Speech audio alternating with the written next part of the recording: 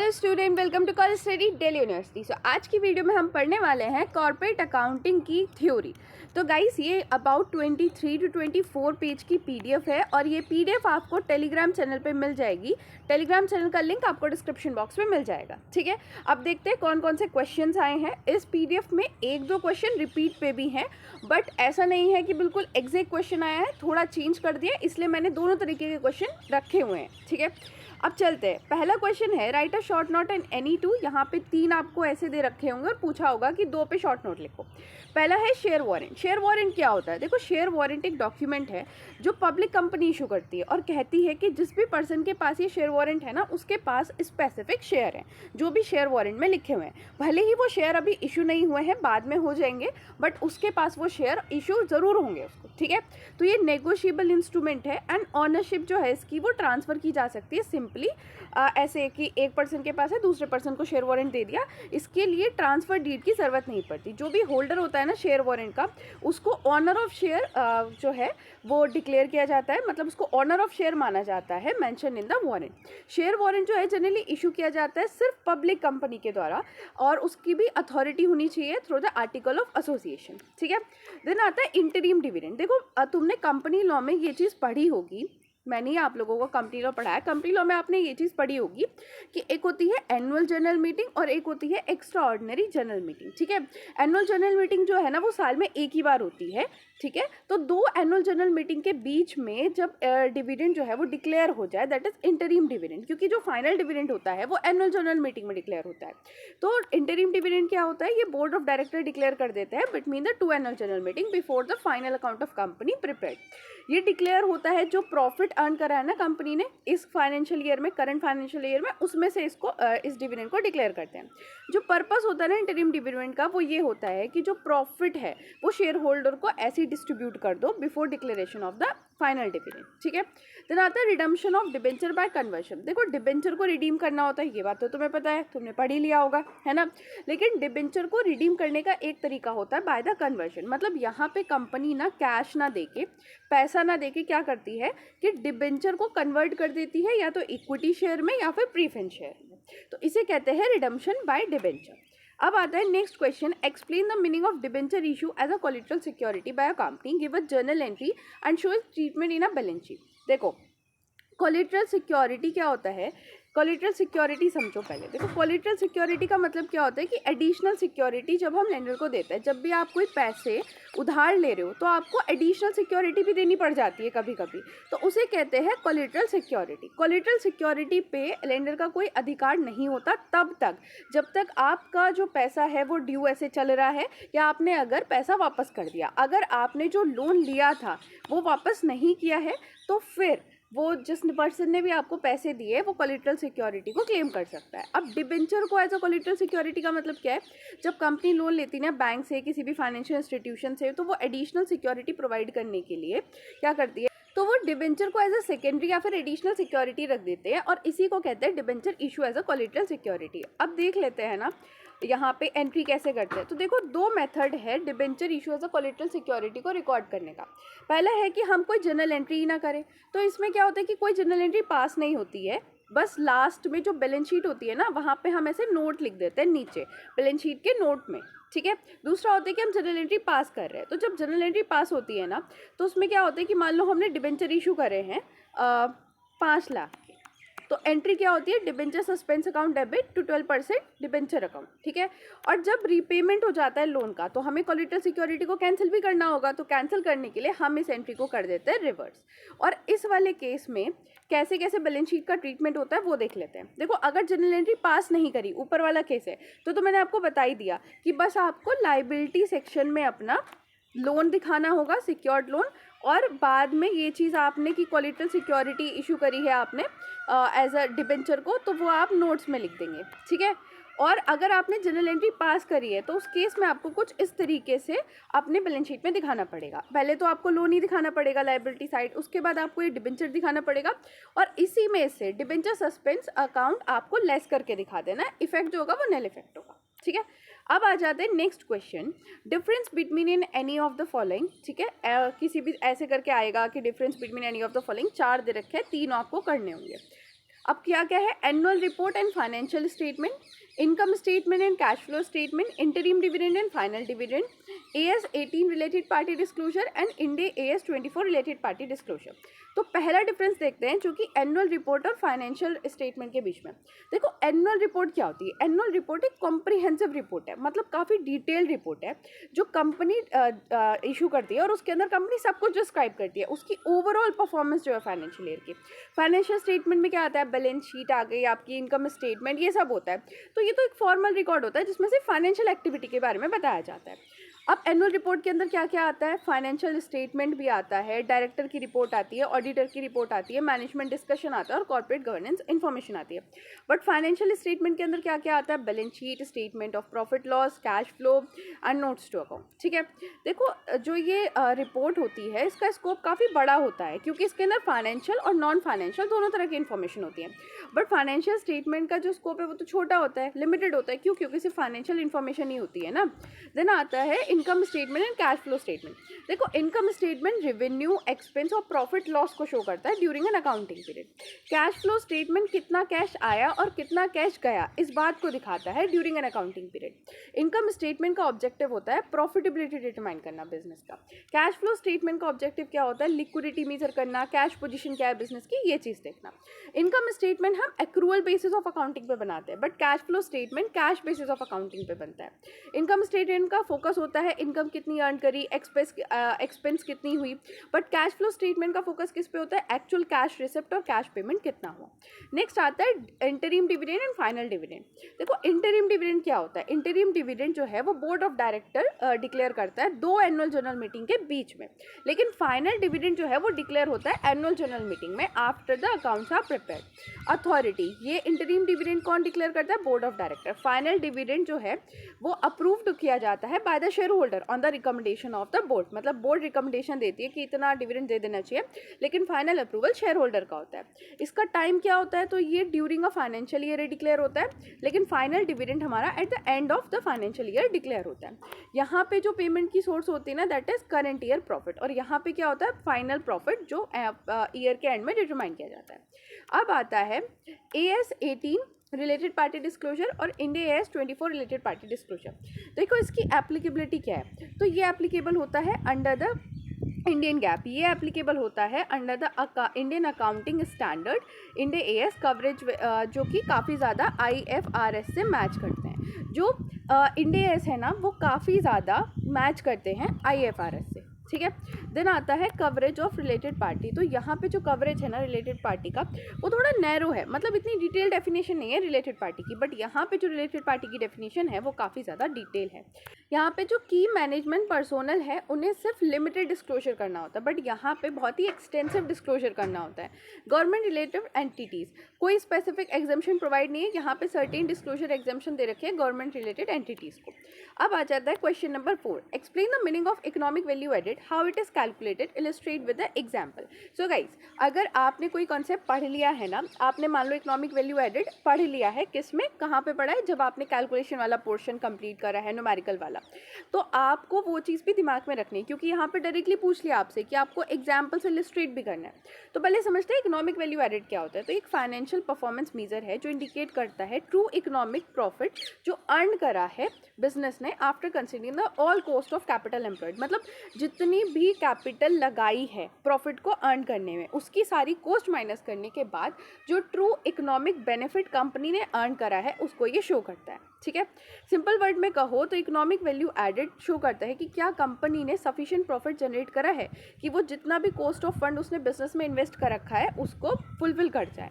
ठीक है, इसका फॉर्मूला क्या होता है, तो इसका फॉर्मूला होता है net operating profit after tax minus capital employed into the cost of capital. कितनी कैपिटल आपने एम्प्लॉयड करी है उसकी कॉस्ट ऑफ कैपिटल से मल्टीप्लाई करके आपकी कॉस्ट आ जाएगी टोटल, और उसे आपको नेट ऑपरेटिंग प्रॉफिट में से आफ्टर टैक्स वाले में से माइनस कर देना है। अब यहाँ पे इसकी इंटरप्रिटेशन क्या है कि अगर EVA आपका पॉजिटिव आया, इसका मतलब क्या है कि कंपनी ने काफ़ी प्रॉफिट अर्न करा है, कॉस्ट ऑफ कैपिटल दे दी है और क्रिएट करी है value for a share holder. Zero आया है मतलब कंपनी ने सिर्फ उतना ही प्रॉफिट क्रिएट करा है जितना उसने as a cost of capital देना है, और नेगेटिव आया तो मतलब कंपनी इतना भी प्रॉफिट अर्न नहीं कर पाई है कि वो कॉस्ट ऑफ कैपिटल भी फुलफिल कर सके और उसने शेयर होल्डर्स की वेल्थ को डिस्ट्रॉय करा है। अब इसका एग्जाम्पल के थ्रू इलिस्ट्रेशन आप देख सकते हो, PDF आपको मिल जाएगी, आप वहाँ से पढ़ लेना। अब आते हैं explain the 3 method of the brand valuation. अब मेथड ऑफ ब्रांड वैल्यूएशन क्या होता है, इससे पहले समझो कि ब्रांड वैल्यूएशन क्या होता है। ब्रांड वैल्यूएशन एक प्रोसेस है जहाँ पे हम फाइनेंशियल वैल्यू जो है ना ब्रांड की, वो डिटरमाइन करते हैं। ये हेल्प करता है बिजनेस को ये समझने में कि उसका जो ब्रांड का नेम, रेपुटेशन, कस्टमर लॉयल्टी या ब्रांड की पोजीशन है, उसकी कितनी वर्थ है, कितनी वैल्यू है उसकी। तो ब्रांड वैल्यूएशन यूजफुल होता है जब हम मर्जर, एक्विजिशन, लाइसेंसिंग या फाइनेंशियल रिपोर्टिंग या स्ट्रैटेजिक डिसीजन ले रहे होते हैं। 3 मेथड जो बताने हैं हमने, तो पहला है cost based method. Cost based method में क्या होता है कि जो वैल्यू है ब्रांड की, वो डिटरमाइन की जाती है on the base of cost incurred, कि कितनी कॉस्ट आई है उसको क्रिएट करने में, डेवलप करने में, मेंटेन करने में, ठीक है। देन जो सेकेंड मेथड है that is market based method. इसमें क्या होता है कि हम जो वैल्यू है ब्रांड की, वो डिटरमाइन करते हैं कंपेयर करके इसको with a similar brand that has been sold, license या वैल्यूड इन अ मार्केट। अगर कोई और ब्रांड जो है उसके जैसी ब्रांड को सोल्ड किया गया है, लाइसेंस किया गया है, वैल्यू किया गया है मार्केट में, तो उसको कंपेयर करके और फिर हम देखते हैं कि हमारी ब्रांड की कितनी वैल्यू होगी। देन नेक्स्ट है इनकम बेस्ड मेथड। इसमें क्या होता है कि ब्रांड वैल्यू हम कैसे डिटरमाइन करते हैं कि फ्यूचर में कितनी इनकम ये कमा के देगी हमें, फ्यूचर में कितनी इनकम या कितना प्रॉफिट हमें हो जाएगा इस ब्रांड के नेम से, उस बेसिस पे हम ब्रांड वैल्यू को डिटरमाइन करते हैं। हम क्या करते हैं, फ्यूचर अर्निंग जो होगी ना ब्रांड से, उसकी प्रेजेंट वैल्यू निकाल लेते हैं और फिर हम इस तरीके से वैल्यू डिटरमाइन करते हैं। अब आता है next question, what do you mean by amalgamation in nature of merger and in nature of purchase, what is the difference between two. Guys ये जो क्वेश्चन है ना, ये इतनी बार रिपीट हुआ है ना PYQ में, मैंने ऑलमोस्ट सारे PYQ में ये क्वेश्चन देखा है। या तो एक पूछ लिया, amalgamation in nature of merger पूछ लिया, amalgamation in nature of purchase पूछ लिया, या दोनों पूछ लिए हैं, डिफरेंस भी पूछ लिया है, कैसे प्रोसेस होता है वो पूछ लिया है। तो मतलब इससे क्वेश्चन तो आना ही है, ठीक है। तो अब इसे डिटेल में समझ लेते हैं। देखो अमलगेशन का मतलब क्या होता है, कॉम्बिनेशन ऑफ 2 और मोर कंपनी, एक कंपनी के अंदर, मतलब 2 कंपनी थी, X लिमिटेड और Y लिमिटेड, दोनों एक जगह मिल गई, तो दैट इज अमलगेशन, ठीक है। Under the accounting standard 14 amalgamation जो है वो 2 तरीके से क्लासीफाइड होता है, एक तो नेचर ऑफ मर्जर है और एक है नेचर ऑफ परचेज। अब क्या क्या है वो समझते हैं। देखो नेचर ऑफ मर्जर का मतलब ये है कि X लिमिटेड और Y लिमिटेड दोनों साथ आई हैं और एक साथ मर्ज हो गई हैं। इसका मतलब ये है कि X लिमिटेड के शेयर होल्डर्स भी रहेंगे और Y लिमिटेड के शेयर होल्डर्स भी रहेंगे, इसकी एसेट भी रहेगी, इसकी एसेट भी रहेगी, मतलब बस कंबाइन हुए हैं, बाकी दोनों का इक्वल स्टेटस ही है। ऐसा आप समझ सकते हो। फॉर एन एग्जाम्पल, कंपनी वे combine to form a large company, share holder of both the company continue as a share holder in a new entity. ये है amalgamation, nature of merger.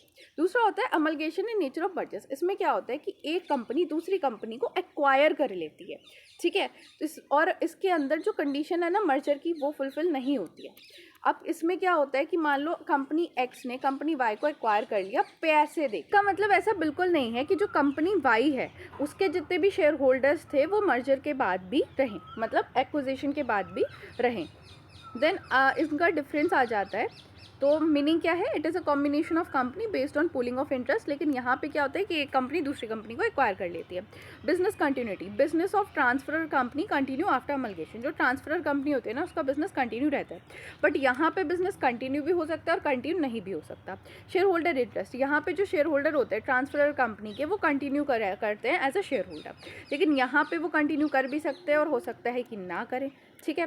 Purchase consideration, यहाँ पे जो generally वो discharge होता है equity of share के form में होता है। मतलब अगर कोई कंपनी जो मर्ज कर रही है, ठीक है, वो क्या करते हैं कि इक्विटी के फॉर्म में बस ये परचेस कंसिडरेशन देती है, बट यहाँ पे कैश के फॉर्म में, शेयर, डिबेंचर सबके फॉर्म में चलता है। अब आता है next question, right a short note on board report, corporate financial reporting, AS 17 segment report. Guys देखो मैंने एक चीज़ ना नोटिस करी है, एक पैटर्न नोट करा है। पहले के जो PYQs है ना, वहाँ पे आपको क्या है कि चॉइस दी हुई है, right a short note on any 2, और 3 दिए हुए हैं। बट बाद के PYQs में मैंने ऐसा देखा है कि वहाँ पे चॉइस नहीं है। कुछ इस तरीके के क्वेश्चन आए हैं कि right a short note on the following, तीनों दिए हैं, तीनों पे लिखना है। तो इस तरीके के क्वेश्चन भी आपके एग्जाम में आ सकता है। प्रिपेयर रहना, यही मत सोच के जाना कि ये वाला टॉपिक छोड़ जाते हैं, अभी ये वाला टॉपिक छोड़ जाता है, ऐसा मत करना, ठीक है। पहला है बोर्ड रिपोर्ट। देखो बोर्ड रिपोर्ट क्या होती है। Board report board of director prepare करते हैं कंपनी के, और ये प्रेजेंट की जाती है शेयर होल्डर को along with the annual financial statement. ये प्रोवाइड करती है इन्फॉर्मेशन अबाउट कंपनी की परफॉर्मेंस, उसकी financial position, major activity, future prospective क्या है ड्यूरिंग अ फाइनेंशियल ईयर। ये रिपोर्ट जो है वो कम्युनिकेशन लिंक की तरह काम करती है मैनेजमेंट और शेयर होल्डर के बीच में, ठीक है। नेक्स्ट आता है कॉर्पोरेट फाइनेंशियल रिपोर्टिंग। देखो कॉर्पोरेट फाइनेंशियल रिपोर्टिंग क्या होता है, ये प्रोसेस होता है जहाँ पे जो फाइनेंशियल इन्फॉर्मेशन है वो दी जाती है कंपनी के बारे में टू वेरियस स्टेक होल्डर, जैसे कि शेयर होल्डर्स को, इन्वेस्टर्स को, क्रेडिटर को, गवर्नमेंट अथॉरिटी को और जनरल पब्लिक को। इसमें क्या होता है कि यहाँ पे फाइनेंशियल स्टेटमेंट्स को प्रिपेयर किया जाता है और उन्हीं को प्रेजेंट किया जाता है विद द रिलेटेड रिपोर्ट के साथ, ताकि इन्फॉर्मेशन प्रोवाइड हो सके कंपनी के फाइनेंशियल परफॉर्मेंस के बारे में और उसकी फाइनेंशियल पोजीशन के बारे में। अब कॉर्पोरेट फाइनेंशियल रिपोर्टिंग के अंदर क्या आता है, balance sheet, profit loss account, cash flow statement, ये सारी चीज़ें, नोट टू अकाउंट, ये सब आता है। देन आता है AS17 सेगमेंट रिपोर्टिंग। अब पहले ना आप सेगमेंट को समझो, फिर आपको सेगमेंट रिपोर्टिंग समझ आएगी। देखो क्या होता है कि ये बड़ी कंपनी है एक, ठीक है। कंपनी क्या करती है, अपने डिफरेंट सेगमेंट बना लेती है, ठीक है। अभी जो सेगमेंट होते हैं ना, ये खुद में मतलब पूरक होता है। ये समझो कि इनका खुद का प्रॉफिट होता है, खुद का रेवेन्यू, खुद का एक्सपेंस होता है, लेकिन ऐसा नहीं है कि मतलब ये कंपनी से अलग पार्ट है, नहीं, ये कंपनी का ही पार्ट है। कंपनी ने अपने आप को टुकड़ों में बांट दिया है ताकि मैनेजमेंट ढंग से हो सके, ताकि रिस्पॉन्सिबिलिटी बनी रहे, ताकि अकाउंटेबिलिटी बनी रहे, ठीक है। तो मान लो 3 सेगमेंट बना दिए, सेगमेंट 1 हो गया, ये सेगमेंट 2 हो गया और ये सेगमेंट 3 हो गया। कुछ इस तरीके से ये काम करता है। अब सेगमेंट रिपोर्टिंग क्या होती है, देखो सेगमेंट रिपोर्टिंग का मतलब ये होता है कि सेगमेंट का जो भी रेवेन्यू है, एक्सपेंस है, एसेट है, लाइबिलिटी और रिजल्ट है, उसके बारे में डिस्क्लोज किया जाए। सेगमेंट रिपोर्टिंग जो है वो हेल्प करती है यूज़र ऑफ फाइनेंशियल स्टेटमेंट को ये अंडरस्टैंड करने में कि डिफरेंट पार्ट जो है ना बिजनेस के, उनकी परफॉर्मेंस क्या चल रही है। मतलब टोटल में कंपनी बढ़िया चल रही है, लेकिन हो सकता है कि जो एक सेगमेंट है उसकी परफॉर्मेंस तो बहुत लाजवाब चल रही है, दूसरे की परफॉर्मेंस कम चल रही है, लेकिन पहले की लाजवाब चल रही है इसलिए दूसरे की परफॉर्मेंस ऐसी लग रही है कि हाँ भाई टोटल कंपनी की परफॉर्मेंस बढ़िया है।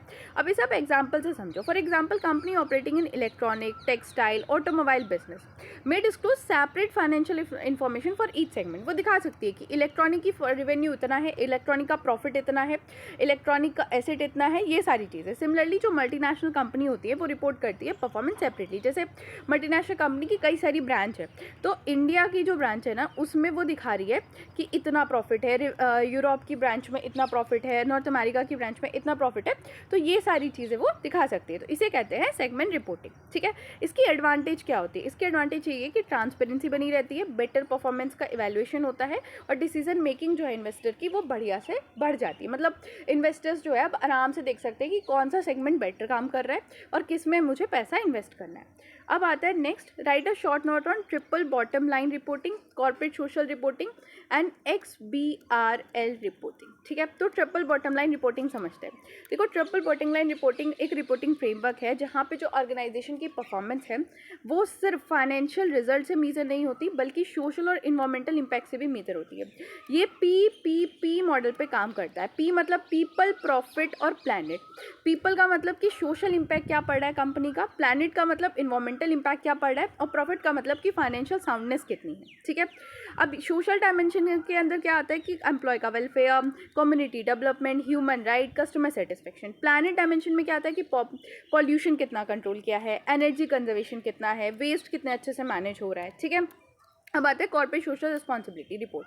देखो CSR रिपोर्टिंग का मतलब है कि कंपनी जो है अपनी एक्टिविटी और इनिशिएटिव को दिखा रही है जो उसने सोसाइटी और इन्वायरमेंट के वेलफेयर के लिए करे हैं।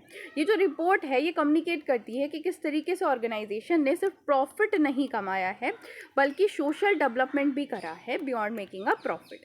कॉर्पोरेट सोशल रिस्पॉन्सिबिलिटी रिपोर्टिंग के अंदर इंफॉर्मेशन होती है education program, health care initiative जो किसी भी कंपनी ने लिए हैं। आप यहाँ ना आप टाटा ग्रुप का एग्जाम्पल लिख के आ सकते हो क्योंकि वो उनकी जो CSR रिपोर्टिंग है वो काफ़ी ज़्यादा बढ़िया है, ठीक है। अब आ जाते हैं नेक्स्ट पे, दैट इज़ XBRL रिपोर्टिंग। इसे कहते हैं एक्सटेंसिबल बिजनेस रिपोर्टिंग लैंग्वेज। ये एक स्टैंडर्ड इलेक्ट्रॉनिक लैंग्वेज है जो यूज़ की जाती है preparation, communication and exchange of business और फाइनेंशियल इन्फॉर्मेशन। ये बेस्ड होती है एक्सटेंसिबल मार्कअप लैंग्वेज पे, मार्कअप लैंग्वेज टेक्नोलॉजी पे, और ये इनेबल करती है कि जो भी फाइनेंशियल डेटा है उसको रिपोर्ट किया जाए स्ट्रक्चर और मशीन रीडेबल फॉर्मेट में, ठीक है। ये अलाउ करता है कि जो कंपनी, रेगुलेटर, इन्वेस्टर, ऑडिटर या एनालिस्ट हैं वो ईजिली जो रिपोर्ट है, जो डेटा है, उसे असेस कर पाए, एनालाइज कर पाए और कंपेयर कर पाए, और फाइनेंशियल इन्फॉर्मेशन जो है वो इलेक्ट्रॉनिकली ही एक्सचेंज हो जाए बिटवीन द स्टेक होल्डर्स। ठीक है, तो ये जो हर एक जो फाइनेंशियल आइटम होता है ना, उसको एक यूनिक आइडेंटिफिकेशन टैग असाइन करा जाता है इसके अंदर, और ये फाइनेंशियल रिपोर्टिंग इससे बहुत ज़्यादा एक्यूरेट, एफिशिएंट और ट्रांसपेरेंट हो गई है। Now coming to the next question, write a short note on a following, explain their effect on underwriter's liability with example, marked and unmarked application, normal and firm underwriting. देखो, underwriting of share and debenture क्या होता है? Underwriting एक agreement है जिसके अंदर जो underwriter है वो रिस्पॉन्सिबिलिटी लेता है सब्सक्राइब करने की सिक्योरिटी को, अगर पब्लिक ने नहीं ली है तो। अब आपको पता है ना कि 90% सब्सक्रिप्शन होना ज़रूरी है। अब मान लो कि पब्लिक ने सिक्योरिटी सब्सक्राइब नहीं करी, तो उस केस में कंपनी क्या करती है? रिस्क नहीं लेती, अंडरराइटर को हायर कर लेती है। वो कहती है कि अगर पब्लिक ने नहीं ली तो आप ले लेना। ठीक है, जो लायबिलिटी है अंडरराइटर की वो डिपेंड करती है कि number and type of application कितनी रिसीव करी है पब्लिक से। Marked application, unmarked application, normal underwriting and the firm underwriting जो है वो इंपॉर्टेंट रोल प्ले करती है फाइनल लायबिलिटी अंडरराइटर की डिटरमाइन करने में। अब समझते हैं कि मार्क्ड एप्लीकेशन क्या होती है। देखो, मार्क्ड एप्लीकेशन का मतलब क्या है? वो एप्लीकेशन जहाँ पे स्टैम्प, कोड, नंबर या आइडेंटिफिकेशन मार्क होगा पर्टिकुलर अंडरराइटर का। इसका मतलब ये है कि ये जो एप्लीकेशन है वो ये दिखाती हैं कि ये जो इन्वेस्टर है ना, उन्होंने अप्लाई करा है through the specific underwriter. Unmarked application क्या होती है? अनमार्क्ड एप्लीकेशन वो होती हैं जहाँ पे कुछ स्टैम्प आइडेंटिफिकेशन मार्क नहीं होता, मतलब ये किसी भी डायरेक्टली अंडरराइटर से एट्रीब्यूट नहीं रखती हैं। नॉर्मल अंडरराइटर में क्या होता है कि अंडरराइटर कहता है कि अगर कोई भी सिक्योरिटी अनसब्सक्राइब रह जाएगी थ्रू द पब्लिक तो वो मैं खरीद लूँगा। ठीक है, फर्म अंडरराइटिंग में क्या होता है कि अंडरराइटर ये कहता है कि इतनी फिक्स्ड सिक्योरिटी मैं आपकी परचेस कर लूँगा, उसके बाद इर्रेस्पेक्ट ऑफ द पब्लिक रिस्पॉन्स, कि पब्लिक का रिस्पॉन्स कितना भी आए, मैं तो इतनी जो सिक्योरिटी है आपकी वो ले लूँगा। तो दैट इज़ फर्म अंडरराइटिंग। अब चलते हैं नेक्स्ट क्वेश्चन पे। Right a short note on a book building process. Guys, आपने कंपनी लॉ या फिर आप कहो कॉर्पोरेट लॉ, उसके अंदर बुक बिल्डिंग प्रोसेस तो पढ़ा होगा, सेम वही आपको लिखना है। फिर भी मैं आपको बता देती हूँ कि बुक बिल्डिंग क्या होता है। देखो, बुक बिल्डिंग एक मेथड है प्राइस डिस्कवरी का, जहाँ पे कंपनी क्या करती है, शेयर्स इशू करते टाइम ऐसा नहीं करती कि पहले से ही अपना प्राइस अपने हिसाब से फिक्स कर ले कि शेयर जो मैं इशू कर रही हूँ, आईपीओ इशू करती है या फिर एफपीओ इशू करती है, तो वो ये नहीं सोचती कि इतने शेयर्स इतने प्राइस पे मैं शेयर इशू कर दूँ। नहीं, वो क्या करती है, जो डिमांड है और जो सप्लाई है उसके बेसिस पे देखती है कि मेरे को क्या प्राइस रखना है शेयर का, और उसी को प्रोसेस को कहते हैं बुक बिल्डिंग। इस प्रोसेस में क्या होता है कि कंपनी ना पहले एक बुक रनिंग लीड मैनेजर को अपॉइंट करती है, और फिर इसी की हेल्प से जो बैंड होते हैं ना वो डिटरमाइन करती है प्राइस बैंड, और फिर उसके बाद जो इन्वेस्टर्स होते हैं वो अपना बिड करते हैं प्राइस बैंड में कि उन्हें कितने शेयर्स खरीदने हैं एज वेल एज कितने प्राइस पे खरीदने हैं। उसके बाद क्या होता है, बिडिंग पीरियड क्लोज होता है और जितनी भी बिड है उनको एनालाइज किया जाता है और देन इशू प्राइस को डिटरमाइन किया जाता है डिमांड ऑफ शेयर के बेसिस पे। अब आ जाता है नेक्स्ट क्वेश्चन पे। Right a short note on a operating cycle, related party 276 of the company act 2013, interim dividend and final dividend. देखो, ऑपरेटिंग साइकिल क्या होती है? ऑपरेटिंग साइकिल वो टाइम पीरियड है जब हमने इन्वेंट्री को लिया है और उस इन्वेंट्री से हमने कैश रियलाइज़ किया है। मतलब मैंने रॉ मटेरियल परचेस किया, फिर उससे मैंने प्रोडक्ट बनाया, फिर प्रोडक्ट को मैंने सेल किया, सेल के बाद मैंने क्या किया कि जो अकाउंट रिसीवेबल है वो डिटरमाइन किया, फिर जो कस्टमर है उसने मुझे पैसे पे किए। तो ये जो पूरा प्रोसेस है ना, इसी को कहते हैं ऑपरेटिंग साइकिल। दूसरे वर्ड में कहो तो it is a duration required for a business कि वो अपनी इन्वेस्टमेंट इन इन्वेंट्री को कैश में कन्वर्ट कर दे through the sale and collection from the customer. ठीक है, तो देखो, ऑपरेटिंग साइकिल शुरू होती है with the purchase of the raw material, then उसके बाद प्रोडक्शन होती है, देन सेल होता है फिनिश गुड का, एंड देन पेमेंट रिसीव किया जाता है कस्टमर से। अब आता है next, that is related party under the section 276 of the company act 2013। तो देखो, रिलेटेड पार्टी के अंदर कौन कौन आता है? रिलेटेड पार्टी का मतलब क्या है कि डायरेक्टर, उसके रिलेटिव, की मैनेजर पर्सोनल, उसके रिलेटिव, या फर्म इन अ डायरेक्टर और manager in a partner, private company in which the director is a member और डायरेक्टर, पब्लिक कंपनी, ये सारे के सारे रिलेटेड पार्टी में आते हैं। तो according to section 2 sub section 76 of the company act, related party का मतलब क्या होता है? पर्सन और एंटिटी जो भी रिलेटेड हो कंपनी से। तो ये वाला जो सेक्शन है ना वो यही डिफाइन करता है कि रिलेटेड पार्टी कौन कौन सी है। अब इंटरिम डिविडेंड और फाइनल डिविडेंड तो मैं आपको पढ़ा चुकी हूँ। अब चलते हैं नेक्स्ट क्वेश्चन पे। With the example explain the डेब्ट equity ratio and return on equity. ठीक है। तो देखो डेट इक्विटी रेशो क्या होता है। डेट इक्विटी रेशो एक फाइनेंशियल रेशो है जो मेजर करता है रिलेशनशिप बिटवीन कंपनी के लॉन्ग टर्म डेट और शेयर होल्डर फंड से। ये मतलब जनरली ये बताता है कि कंपनी का जो टोटल पैसा उसे मिला है या जो टोटल कैपिटल मिली है, कितना उसने उधार पे लिया है और कितना शेयर होल्डर्स ने दिया है। मतलब कितना तो ऑनर का पैसा है और कितना उधार का पैसा है। तो इसको मेजर करने का फॉर्मूला क्या है, long term debt divide by share holders fund. ठीक है, अब इसको आप देख सकते हो, यहाँ पे मैंने इसका एग्जाम्पल भी पूरा करके दिखाया है। डेट इक्विटी रेशो जो है यहाँ पे 2:1 है। इसका मतलब क्या है कि एवरी 1 रुपये invested bye the share holder, company के ऊपर 2 रुपये का उधार है। मतलब 1 रुपया अगर शेयर होल्डर ने दिया है तो 2 रुपये का उधार है, 2 रुपये बाहर वाले ने दिया है। देन आता है रिटर्न ऑन इक्विटी। देखो रिटर्न ऑन इक्विटी एक प्रॉफिटेबिलिटी रेशो है और ये मेजर करता है कि कितना रिटर्न शेयर होल्डर ने अर्न करा है अपनी इन्वेस्टमेंट पे जो उसने कंपनी में करी थी। इसको मेजर करने का फॉर्मूला होता है net profit after tax divide by share holders equity into 100। ठीक है, अब देखो यहाँ पे रिटर्न ऑन इक्विटी आया 25%। इसका मतलब क्या है कि कंपनी ने प्रॉफिट अर्न करा है ₹25 फॉर एवरी 100 रुपीज़ इन्वेस्टेड। मतलब अगर जो इन्वेस्टर्स हैं, जो शेयर होल्डर्स हैं, उन्होंने 100 रुपये इन्वेस्ट करे हैं, शेयर होल्डर ने 100 रुपये इन्वेस्ट करे हैं, तो उस पर 25 रुपये का उन्हें प्रॉफिट मिला है। देन आता है हमारा next question, इनुमरेट the factor affecting a brand valuation. Brand valuation क्या होता है हमने पढ़ लिया। ब्रांड वैल्यूएशन के जो मेथड होते हैं वो भी हमने ऊपर पढ़ लिया। अब देखते हैं कौन कौन से फैक्टर अफेक्ट करते हैं ब्रांड वैल्यूएशन को। तो सबसे पहले ब्रांड अवेयरनेस एंड रिकॉग्नाइजेशन। एक जो वेल नोन और रिकॉग्नाइज ब्रांड होती है ना, कस्टमर अगर ज़्यादा उसे जानते हैं, उसे रिकॉग्नाइज करते हैं, तो उसकी वैल्यू भी हाई होती है। देन ब्रांड लॉयल्टी, अगर कस्टमर लॉयल होते हैं ना किसी ब्रांड के लिए, तो उसकी ब्रांड वैल्यू जो है वो हाई होती है, क्योंकि लॉयल कस्टमर बेस बड़ा होता है तो ज़्यादा सेल्स और लॉन्ग टर्म प्रॉफिट जनरेट किया जा सकता है। Then market share and competitive position. अगर ब्रांड की स्ट्रॉन्ग मार्केट पोजीशन होती है और लार्ज मार्केट शेयर होता है तो उसकी ब्रांड वैल्यू भी हाई होती है। Then profitability and earning capacity. अगर ब्रांड के कैपेसिटी जो है ना प्रॉफिट जनरेट करने की फ्यूचर में या रेवेन्यू जनरेट करने की वो ज़्यादा है तो उसकी वैल्यू भी ज़्यादा होगी। देन होता है quality and the reputation. Brand non for superior quality, reliability and customer satisfaction, उसकी ब्रांड वैल्यूएशन ज़्यादा होती है। अगर किसी ब्रांड की जो है वो सुपीरियर क्वालिटी के लिए जानी जाती है, लाइक एप्पल का फ़ोन, एप्पल का आईफोन जो होता है, आईफोन एप्पल फ़ोन, तो वो ना सुपीरियर क्वालिटी के लिए जाना जाता है, तो उसकी ब्रांड रेपुटेशन देखो कितनी अच्छी, तो ब्रांड वैल्यू भी उसकी ज़्यादा होगी। देन लीगल प्रोटेक्शन, जो लीगल प्रोटेक्शन होती है वो हेल्प करती है कि ब्रांड को सेफ गार्ड किया जा सके। अब नेक्स्ट आता है क्वेश्चन, एक्सप्लेन और write the selling feature of the Ind AS 103 relating to business combination. देखो Ind AS 103 business combination prescribe करता है अकाउंटिंग ट्रीटमेंट फॉर ट्रांजेक्शन जहाँ पे एक एंटिटी ऑब्टेन करती है control of the another entity. Business combination क्या होता है कि एक एंटिटी दूसरी एंटिटी पे कंट्रोल एक्वायर करती है, तो अब उसका अकाउंटिंग ट्रीटमेंट क्या होना है वो सारी चीज़ें इस वाले उसमें बताई गई हैं। ठीक है, अब इसके इंपॉर्टेंट फीचर क्या है कि एक्विजिशन मेथड इज मैंडेटरी। मतलब ये कहता है कि जितने भी बिजनेस कॉम्बिनेशन होंगे ना वो एक्विजिशन मेथड के थ्रू ही होंगे। दूसरा, आइडेंटिफिकेशन ऑफ द एक्वायरर, जो स्टैंडर्ड है उसके अंदर ये रिक्वायर्ड है कि आपको जो एक्वायरिंग एंटिटी है उसको आइडेंटिफाई करना पड़ेगा। ठीक है, देन मेजरमेंट फेयर वैल्यू पे होगा। जो भी आइडेंटिफाइबल एसेट एक्वायर करी है या लाइबिलिटी एज्यूम करी है वो सारी की सारी फेयर वैल्यू पे मेजर करी जाएंगी at the acquisition date. Acquisition date पे मतलब जिस दिन एक्वायर करा जा रहा है फर्म को, उस डेट पे जो फेयर वैल्यू है उस पे मेजर करी जाएंगी सारी एसेट और लाइबिलिटी। देन उसके बाद गुडविल रिकॉग्नाइजेशन या फिर gain on purchasing, gain on bargain purchasing. देखो अगर परचेस कंसिडरेशन ज़्यादा दिया है और जो नेट फेयर वैल्यू है आइडेंटिफाइड एसेट की वो कम है तो गुडविल रिकॉग्नाइज होगी। बट अगर हमने परचेस कंसिडरेशन कम दिया है और नेट फेयर वैल्यू ज़्यादा है तो हम gain from the bargaining purchase यहाँ पे रिकॉग्नाइज करेंगे। एक्विजिशन डेट कॉन्सेप्ट, देखो acquire must identify the acquisition date. ये वो डेट होती है जिस पे कंट्रोल जो है ओवर द एक्वायरी ऑब्टेन किया जाता है, एसेट एंड लायबिलिटी को रिकॉग्नाइज किया जाता है इस डेट पे।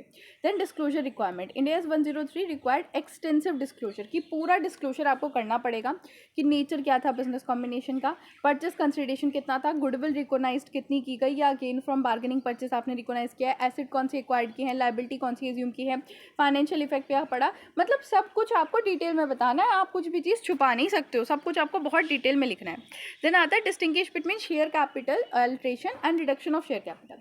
अल्ट्रेशन ऑफ शेयर कैपिटल का मतलब होता है कि चेंज करना, कंपनी की शेयर कैपिटल के स्ट्रक्चर को चेंज करना, जैसे इंक्रीज कर देना, कंसोलिडेट कर देना, सब डिवाइड कर देना।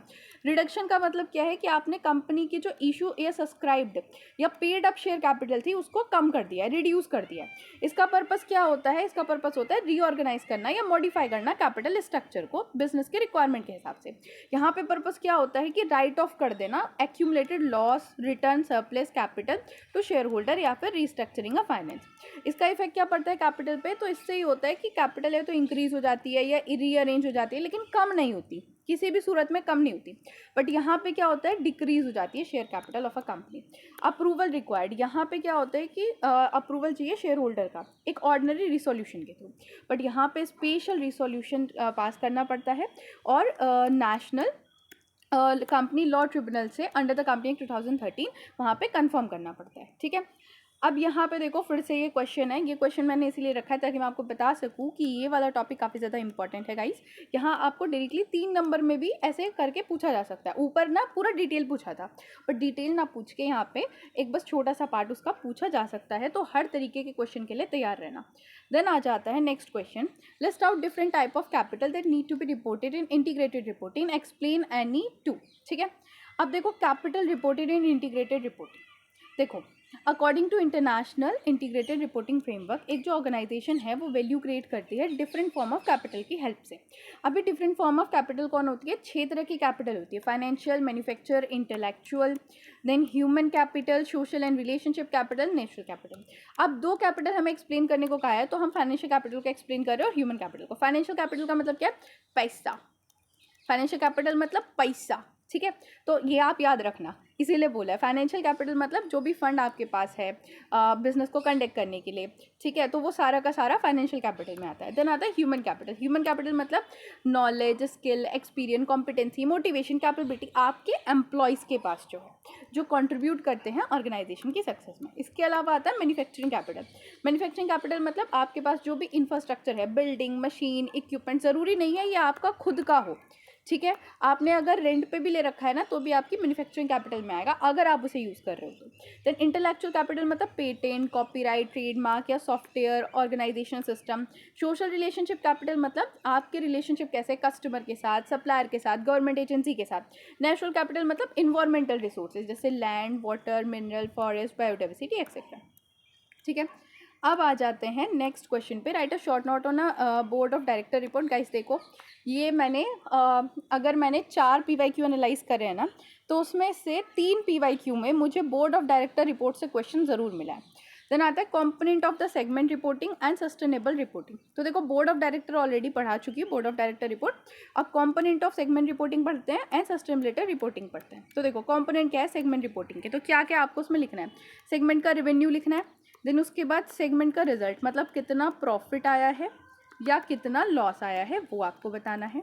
सेगमेंट की एसेट कितनी है, ठीक है, सेगमेंट की लायबिलिटी कितनी है और सेगमेंट कौन सी अकाउंटिंग पॉलिसी यूज़ कर रहे हैं, तो ये सारी चीज़ें आपको बताना है। देन सस्टेनेबिलिटी रिपोर्टिंग क्या होती है? सस्टेनेबिलिटी रिपोर्टिंग एक प्रोसेस है जिसके थ्रू ऑर्गेनाइजेशन डिस्क्लोज करती है इन्फॉर्मेशन उसकी इकोनॉमिक, इन्वायरमेंटल, सोशल परफॉर्मेंस के बारे में। ये फोकस करता है कंपनी कैसे अपनी लॉन्ग टर्म वैल्यू क्रिएट कर रही है और उसका इम्पैक्ट क्या पड़ रहा है सोसाइटी और एनवायरमेंट पे। सस्टेनेबिलिटी रिपोर्टिंग के अंदर इन्फॉर्मेशन होती है इन्वायरमेंटल प्रोटेक्शन से रिलेटेड, एनर्जी कंजर्वेशन से related, waste management, employ welfare and social development initiative से रिलेटेड। ठीक है, अब आ जाता है distinguish between basic and adjusted EPS.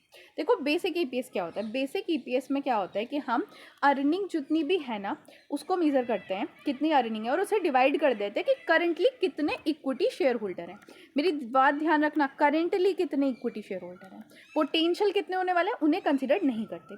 लेकिन एडजस्टेड ईपीएस में क्या करते हैं कि हम अर्निंग को मेज़र करते हैं, उसके बाद उसे डिवाइड कर देते हैं करंटली कितने हैं प्लस पोटेंशियल कितने हो सकते हैं। पोटेंशियल मतलब convertible debenture, convertible preference shares, convertible मतलब दिया अब इक्विटी शेयर में कन्वर्ट हो जाएंगे बाद में जाके। ठीक है, कैलकुलेशन में क्या होता है, यहाँ सिर्फ एग्जिस्टिंग इक्विटी शेयर लेते हैं, यहाँ पे हम पोटेंशियल भी लेते हैं और एग्जिस्टिंग भी लेते हैं।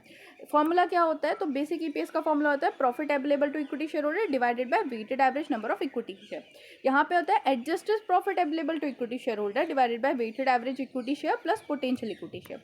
एग्जाम्पल मैंने यहाँ पे लिख दिया है। ठीक है, आते हैं नेक्स्ट क्वेश्चन पे, list the content of director responsibility statement. जो डायरेक्टर का रिस्पॉन्सिबिलिटी स्टेटमेंट है उसके अंदर क्या क्या आता है। तो देखो section 134 sub section 5 of the company act 2013 ये कहता है कि जो डायरेक्टर रिस्पॉन्सिबिलिटी स्टेटमेंट है वो बोर्ड ऑफ डायरेक्टर रिपोर्ट जो है, मतलब जो बोर्ड रिपोर्ट होती है ना उसका पार्ट होता है। इसके अंदर डिक्लेरेशन होती है जो डायरेक्टर देते हैं। कौन कौन सी डिक्लेरेशन होती है। सबसे पहले कंप्लाइंस विद अकाउंटिंग स्टैंडर्ड, वो जो डायरेक्टर है वो डिक्लेयर करते हैं कि हाँ हमने जो एनुअल अकाउंट बनाए हैं ना वो एप्लीकेबल अकाउंटिंग स्टैंडर्ड के हिसाब से बनाए हैं, ठीक है। देन उसके बाद consistent accounting principles and judgement.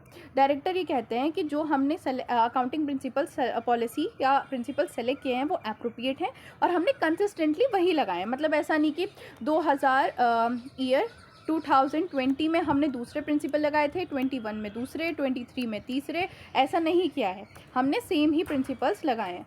Then उसके बाद आता है maintenance of adequate accounting record. मतलब ये कि डायरेक्टर ये कंफर्म कर दे कि हमने प्रॉपर और सफिशिएंट अकाउंटिंग रिकॉर्ड जो है वो मेंटेन करे हैं according to the company act, ताकि हम सेफगार्ड कर सके एसेट ऑफ कंपनी को और प्रिवेंट कर सके कोई भी फ्रॉड अगर होने वाला है तो। देन आता है preparation of account on a ongoing concern. Ongoing concern क्या होता है ये समझो। ऑनगोइंग कंसर्न का मतलब ये होता है कि अज्यूम किया जाता है कि कंपनी जो है ना हाल फिलहाल में बंद नहीं होने वाली है बल्कि ये चलती रहेगी। तो डायरेक्टर डिक्लेयर करते हैं कि एनुअल अकाउंट जो है वो ऑनगोइंग कंसर्न बेसिस पे प्रिपेयर हुए हैं। Then internal financial control and compliance system. Director ये कंफर्म करते हैं कि उन्होंने जो है वो एडिकेट इंटरनल फाइनेंशियल कंट्रोल जो है वो बनाए हैं ताकि जो ऑपरेशन है वो इफ़ेक्टिवली हो सके, कोई फ्रॉड ना हो, सारी चीज़ें ढंग से चलती रहे, रिस्क उन्होंने मिनिमाइज़ करा है। अब आता है next question, can a company have it's own inter company transfer policy. अब गाइस आपको लग रहा होगा ये इंटर कंपनी ट्रांसफ़र पॉलिसी क्या है। कुछ नहीं है, वही है inter segment transfer pricing policy, ठीक है। तो अब इसको ऐसे समझो, यहाँ पे नीचे समझाती हूँ। मान लो दो सेगमेंट हैं, सेगमेंट 1 और सेगमेंट 2। मैंने अभी आपको बताया कि जब सेगमेंट रिपोर्टिंग होती है तो अलग अलग सेगमेंट का अलग अलग डेटा जाता है, ठीक है। अब क्या है कि सेगमेंट 1 ना कोई एक सामान बना रहा है जिसे कहते हैं हम प्रोडक्ट ए, और सेगमेंट 2 को वो प्रोडक्ट चाहिए, प्रोडक्ट ए, क्योंकि वो सेगमेंट 2 के लिए क्या है, रॉ मटेरियल है। तो या तो वो बाहर से परचेस करेगा या फिर क्या करेगा, सेगमेंट ए से ख़रीद ले। अब बाहर से अगर वो परचेस कर रहा है तो उसको वो सामान मिल रहा है 50 रुपये में, ठीक है। तो अगर वो इंटरनली परचेस कर रहा है तो उसे कहते हैं ट्रांसफ़र प्राइसिंग। मतलब जिस प्राइस पे वो इंटरनली परचेस करेगा ना सेगमेंट 1 से, उसे कहते हैं ट्रांसफ़र प्राइसिंग, ठीक है। अब ये ट्रांसफ़र प्राइसिंग जो है वो कैसे भी डिटरमाइन हो सकता है। बहुत सारे उसके मेथड है, जैसे cost plus markup profit percentage, या फिर कोस्ट पे ही जा सकता है, या फिर जो मार्केट प्राइस चल रहा है 50 रुपये मार्केट प्राइस चल रहा है इसी पे जा सकता है। तो यहाँ पे ये बोला गया है कि क्या कंपनी अपनी खुद की इंटर कंपनी ट्रांसफ़र पॉलिसी रख सकती है, तो हाँ रख सकती है। Yes, company has its own inter segment या transfer pricing policy according to AS 17 segment reporting, ठीक है। AS 17 required basis of pricing inter segment transfer should be disclose अगर ट्रांसफरर इंक्लूडिंग सेगमेंट रेवेन्यू। मतलब बेसिस जो है ना वो आपको डिस्क्लोज करने पड़ेंगे, बट आप खुद की जो सेगमेंट प्राइसिंग पॉलिसी है वो रख सकते हो, कोई दिक्कत नहीं है। ट्रांसफ़र प्राइसिंग जो है वो मार्केट प्राइस हो सकता है, कोस्ट प्लस प्रॉफिट हो सकता है, नेगोशिएटेड प्राइस हो सकता है, या कोई और रीजनेबल मेथड हो सकता है जो इंटरप्राइज कंसिस्टेंटली फॉलो कर रहा है। मतलब ऐसा नहीं कि आज फ़ायदा दिख रहा है नेगोशिएशन वाले मेथड में तो चलो नेगोशिएशन कर देते हैं, कल फ़ायदा दिख रहा है मार्केट प्राइस वाले में तो मार्केट प्राइस कर देते हैं, ऐसे नहीं होगा, कंसिस्टेंटली उसे यूज़ करना पड़ेगा। तो इसी के साथ आपकी थ्योरी होती है complete. Thanks for watching. Video को लाइक करो, चैनल को सब्सक्राइब भी करो और वीडियो को हाइप भी करो। एंड गाइस, अगर आपको ये PDF चाहिए तो आप टेलीग्राम चैनल का लिंक आपको डिस्क्रिप्शन बॉक्स में मिल जाएगा। आप टेलीग्राम चैनल जो है ना वो ज्वाइन कर लेना। टेलीग्राम चैनल पे ये PDF मैं डाल दूँगी वीडियो डालने के 1-2 घंटे बाद ही, तो आपको वहाँ पे आराम से मिल जाएगी। इसके अलावा आगे चल के आपके अगर सैक वैक AEC के पेपर है ना तो पूरी की पूरी प्लेलिस्ट है सैक वैक AEC की। आपको कोई सा भी आपका सैक हो, कोई सा भी आपका वैक हो, मेजॉरिटी सैक वैक और AEC की जो वीडियोस हैं वो ऑलरेडी अपलोडेड हैं। आप जाके सर्च कर सकते हो और आराम से मुश्किल से 3 से 4 घंटे में आप पूरे अपना सैक वैक कवर कर सकते हो। So thank you.